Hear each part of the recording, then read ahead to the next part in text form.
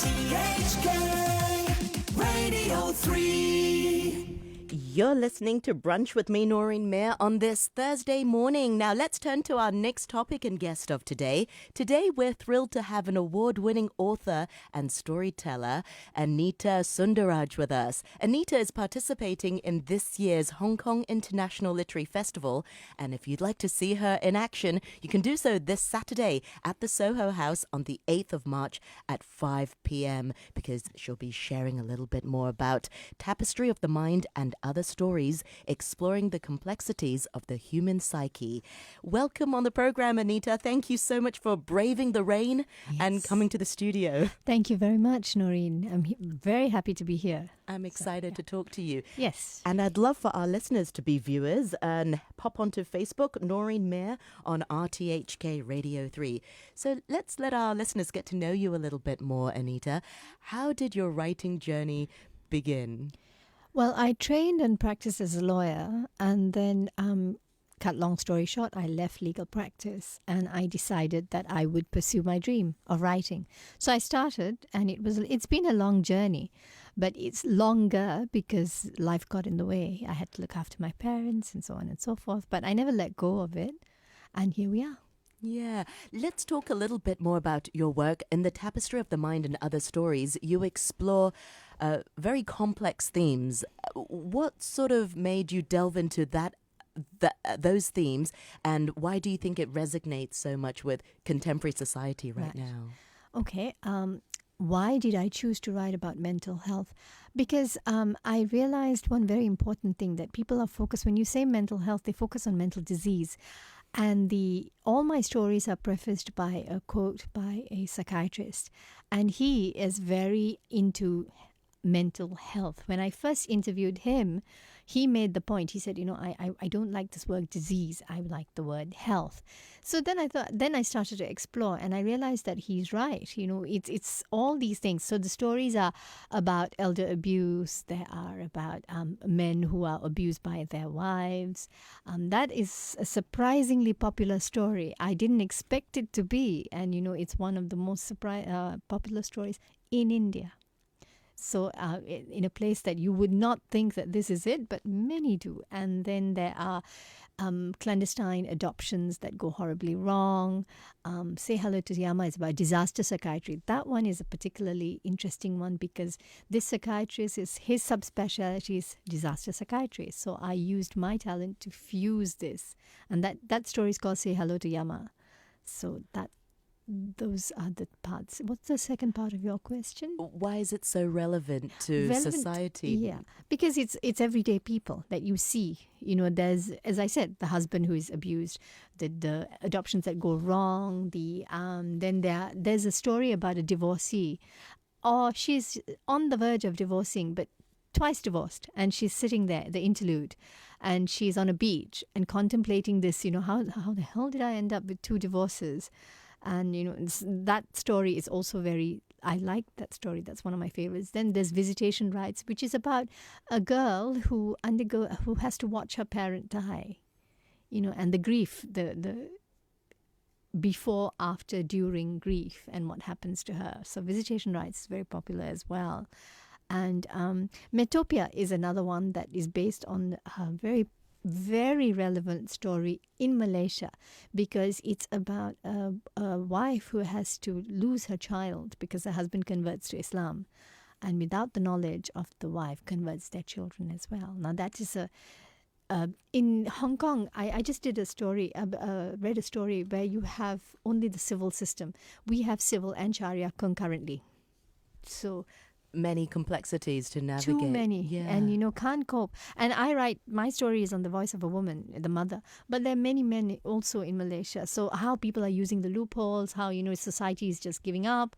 The law is not both sides. I don't examine the law. I'm not interested in the law, even though my training is as a lawyer. But I wanted to know about the mother. Imagine what it's like. You go to sleep at night and you cannot tell your child a story, bedtime story that is, most of us are told stories from the Bible, stories from this, mothers do that. But the mother is not allowed to influence her child. How do you do that? So that's one that stuck. And this metopia, I added to it one more layer, the metaverse, because the father is into the metaverse. So he creates a situation where the mother doesn't need to know, the child doesn't need to know the mother. Mother doesn't exist. So it's a Brave New World kind of situation. When you do your research, how do you approach it? And how do you know how much of it to include as part of the story to make it a page turner? Which parts do you then take away? Or what's the process like for you? Research is observation, and when you learn the craft of writing, there's so many techniques that you learn. For example, if I need to know the character, I have character sheets, which I age, name, all those things, and then a sub layer where what is unsaid, and then that is observation. I observe people around me. I try to see what they're saying, this, that, and the other, and what they don't say. And then I try to merge the two. Then comes the techniques, psychic distance, and so on and so forth. Yeah. So, As an award-winning author, Aneeta, what do these accolades mean to you? Do they motivate you? Do they serve as something that you don't think about, or what do they do for you? of course, I love them. Yeah. Who doesn't? No, what it is. Last night I said, okay, there are several parts to it. When I write, it's bliss. And then, after that, it becomes a product that you have to sell. That's reality. Yes. So then the award part is the icing on the cake. So when somebody else recognizes what you do, it really makes you feel good. Then there comes like I said, the writing becomes an obsession. Both the writing, an obsession and an addiction. Both. And so both, at one point, I had to submit a story every day, whether I got accepted or didn't. It wasn't accepted or not. It didn't matter. I could not sleep at night until I submitted a story. Aneeta, you're the first, and I've interviewed many, many authors in my career. You're the first author to describe writing as an obsession. Yep. Both fear and, something pleasure. Both, one is addiction, one is pleasure and one is fear. So I cannot remember which one is which, but I remember those words, an obsession and an addiction. So addiction gives you pleasure. So, Yes. I'm addicted to submitting because, I like it, but obsession of writing, because I fear that if I don't write it, what's going to happen? It'll just fester. That's something that Tapestry of the Mind, the gentleman who the story is based on, he says it too. He said artists, Ramli Ibrahim, he talks about something called rasa in Malay, which is something in us that if we don't let it out, you fear, the fear eats you alive, that you can't get it out. So I think most artists have that, so the obsession is there.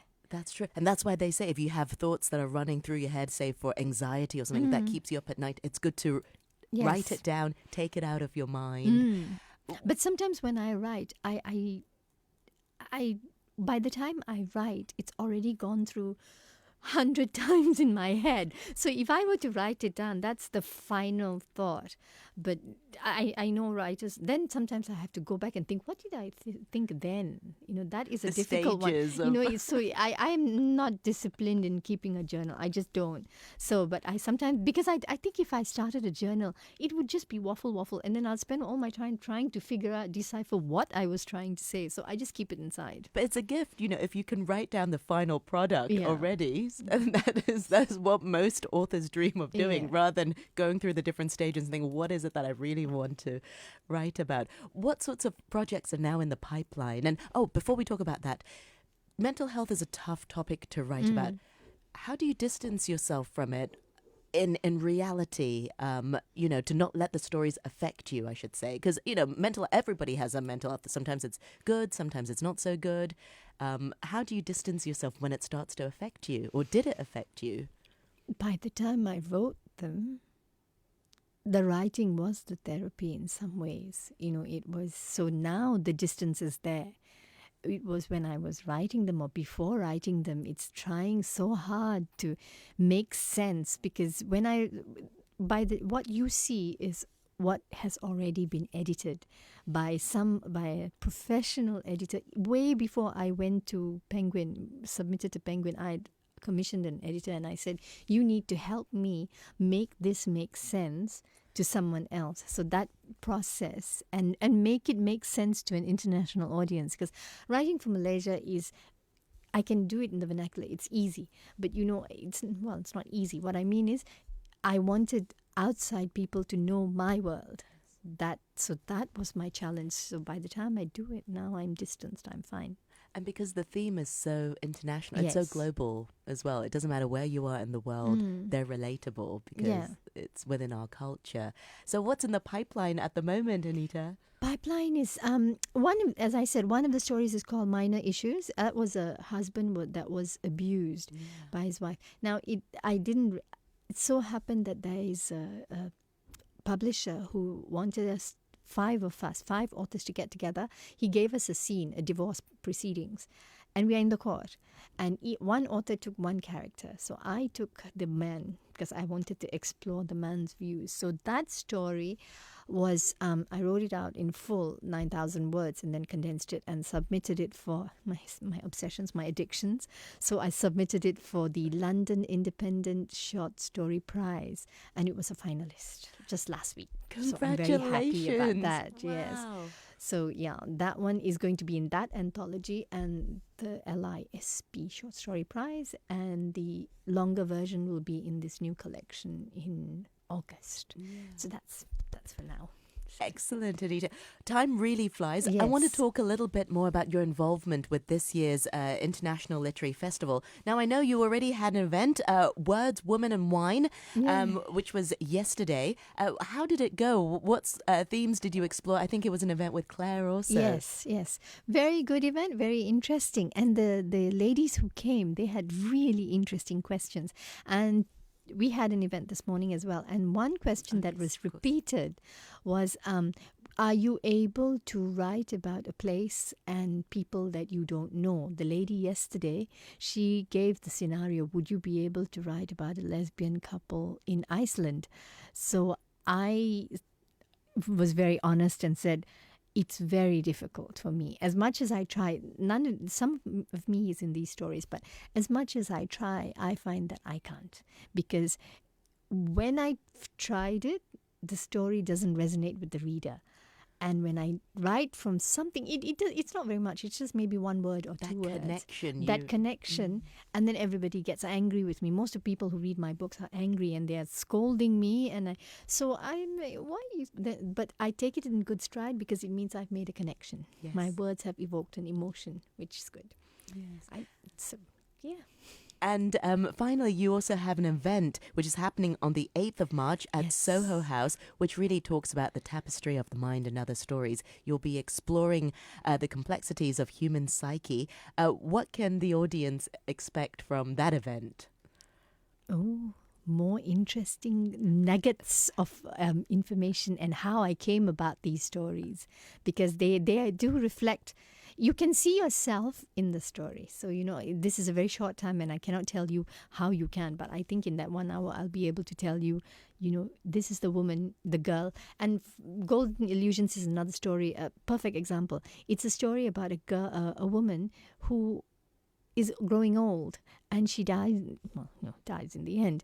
But it's elder abuse. And the assumption everybody makes is that your children will look after you. Not necessarily so. Not necessarily. So that's the story that won the first prize. So that resonates. So I will try to explain how I make a story resonate with the reader. Aneeta Sundararaj, I really, really enjoyed our conversation today. Thank you, Noreen. Thank you. Remind our listeners once again, how can we find out more about you and your work? Have you got a website and social media? Yes, I have a website. It's under my name, aneetasundararaj.com. Social media is not my cup of tea. I am a failure at it and I'm hopeless. I'm openly saying it because my fellow penguin writers laugh at me. So I just kept whatever I have and I said use it as a how not to do social media. Maybe that is your strategy. Keep the audience wanting more. Yeah, it's so bad. Even this morning I got told off and everybody, and I'm trying, but in all honesty, I really cannot do social media. It's a lot to take on. I am a person-to-person person. So person to social media is difficult. Well, thank you so much for Thank being you. a great guest, a great person to person today on our show. Thank you, Aneeta.